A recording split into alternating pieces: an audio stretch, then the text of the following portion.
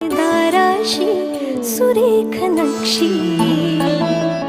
जोडीत जाती मना मनाला नात्यांचे हळवे पक्षी